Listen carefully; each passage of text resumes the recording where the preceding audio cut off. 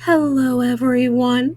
My name is Mama Bonnie, and I'm so happy to see you here back at the burrow. And to all of our new friends, hello. It's so nice to meet you. How was your day? I hope it went well. And now that you're here, my day's gotten even better.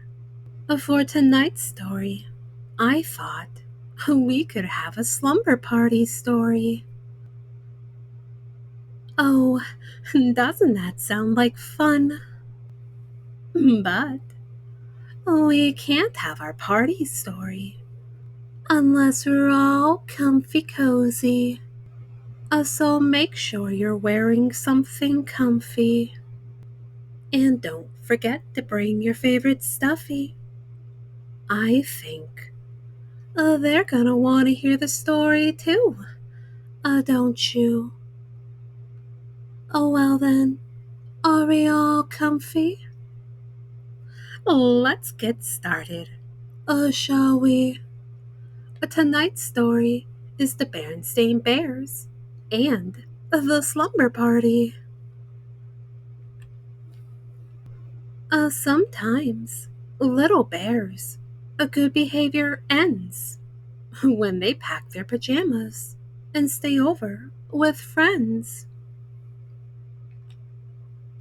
Oh, one of the most interesting things about a telephone is that when it rings, you don't know who's calling until you answer it. Sometimes, when the phone rang in the bear's treehouse, it was for Papa. A Papa Bear is a furniture maker, and customers often call about buying a table or chair. Yes, I think I can handle that. How soon will you need it? Sometimes it was Grizzly Gran calling for Momma about getting together for a visit. This weekend? That'll be fine, Gran. When the call was for Brother Bear, it was usually Cousin Freddie. With a question about homework. The fifth problem? I got 6.5. What did you get? When it was for Sister Bear, it was always her best friend, Lizzie Bruin. For you, sister, it's Lizzie. And Lizzie almost always had some big idea. A tea party for all their stuffed animals. Going into the attic and dressing up in grown-ups' clothes. Or organizing a sorority and using Farmer Ben's old chicken coop as a clubhouse. With permission, of course. It's okay with me, but I think I should warn you. You. But today, Lizzie was calling with her best idea yet. A slumber party? Tonight at your house? A great idea, said Sister. Just a few of my dearest friends. Lizzie continued. You, of course. And Anna, Millie, and Queenie. Bring your sleeping bag. And would you bring your tape player? Anna and Millie are bringing tapes. And Queenie's going to teach us the latest dance steps. I don't know, Mama Bear said later. You've never slept away from home before. Oh, but I have, protested Sister. At Grizzly Gramps and Gran's, one time for a whole week. That's different, said Mama. Gramps and Gran are family, a close family. The Bruins are neighbors, argued Sister. A close neighbors. Oh, please, Mama. It'll be such fun. I'm taking my player. Anna and Millie have great tapes. And Queenie's gonna teach us the latest dance steps. Please, Mama. Oh, I suppose it's all right, sighed Mama. Come on, let's start getting you organized for this slumber party. You know, she said as she checked out Sister's sleeping bag. It still had some leaves stuck to it from a family sleep out. Sleeping over at a friend's house is a kind of special privilege, and something that goes with privilege is responsibility. Do you know what those words mean? Sure, said Sister. A privilege means being allowed to do stuff, and responsibility means not messing up. Now, you remember what your mama told you about privilege and responsibility. Said Papa, as Sister started off for Lizzie Bruins. Oh, I will, Papa, I will, she said.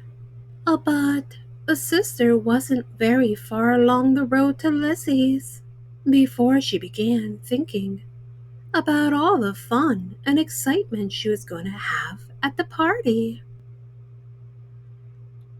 It didn't take long for those thoughts to push Mama's advice about privilege and responsibility clear out of her head. Another interesting thing about telephones is that they help news to travel fast, especially news about parties. Anna told her other friends about the slumber party, and they told their friends. Millie did the same. Pretty soon, cubs from all over the neighborhood were calling Lizzie and asking if they could come to the party. Sure, she said, but bring some popcorn or soda. We don't want to run out. A too tall grizzly didn't hear about the party by phone. He heard about it when he and his gang went to show Queenie his new boombox. A slumber party? He turned to his pals. Sounds like fun. How are we gonna get invited to a girls' party? Asked one of them. Oh, we're not gonna get invited, stupid, said Too Tall. Oh, we're gonna crash, boombox and all. Later, when the rest of the bear family had settled down for a quiet evening at home, Mama Bear sighed and said, I'm sure she'll be all right. Of course she will, Said Papa Bear, looking up from a magazine. After all, Mama said, a sister is a well-behaved little cub. And Mr. and Mrs. Bruin have a lovely, well-run home and are responsible, careful parents. no doubt about it. Said Papa, going back to his reading. There was only one problem. Mr. and Mrs. Bruin weren't home. They had gone out for the evening and had left Lizzie in the care of a teenage sitter, who wasn't much older than some of Lizzie's guests. The Bruins hadn't planned on a slumber party, when Lizzie had asked if a few friends could sleep over. And they certainly hadn't planned on a rip-roaring, ear-splitting, a popcorn-throwing, a soda-squirting party for half the cubs in the neighborhood. Because that's what was happening, with Sister right in the thick of it. The only thing that wasn't happening at the slumber party was slumber. Lizzie's sitter tried to keep things under control, but she couldn't even make herself heard over the noise. You never heard such a commotion. Some neighbors up the road had never heard such a commotion either. They called the police. The chief sent Officer Marguerite to investigate. She reached the Bruins' house at the same time Mr. and Mrs. Bruin were returning home. Well, things calmed down pretty quickly after that.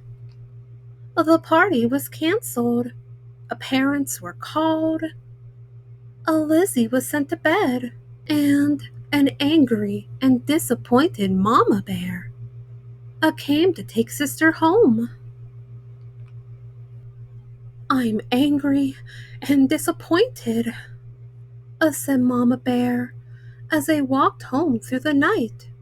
"After all the things I said about privilege and responsibility, a sister was grounded and sent to bed, doubly grounded, which meant she had to stay in her room for a day and in the house for a week." A pretty harsh punishment. Commented Papa Bear a little later. "Not harsh at all," said Mama. "You should have seen the Bruins' living room. Popcorn stuck to everything, a soda all over the place, lamps knocked over. An absolute disgrace. And after all I said about privilege and responsibility." A sister does have to share the blame. Said Papa. But she didn't do it all by herself. It was one of those situations where one thing leads to another, and things get out of control. But you know, my dear, privilege and responsibility aren't just for cubs, they're for parents, too. Cushions all strewn about, said Mama. It's a privilege to have cubs, and with privilege goes responsibility. Continued Papa. So, we're partly to blame, too. When Lizzie invited Sister to the slumber party, it was our responsibility to call the Bruins. If we had, we'd have found out that they were going to be out for the evening, and the whole thing would have been nipped in the bud. Said Mama thoughtfully. The next morning, she canceled the grounding and took Sister over to the Bruins to help clean up. Anna, Millie, and Queenie had come to help too. "I know what," said Lizzie, as full of ideas as ever. "Let's make this a cleanup party." "Let's not," said Sister. "And if you don't mind, Liz, I don't want to hear the word party again for a long time." The end. Now then, little ones, I think after a fun story like that, we should go to bed. It's getting late, and we wouldn't want you up past your bedtime. So, get all snuggled up underneath your blanket. I'll hold your favorite stuffy, a tight, tight, tight, so they know they are loved.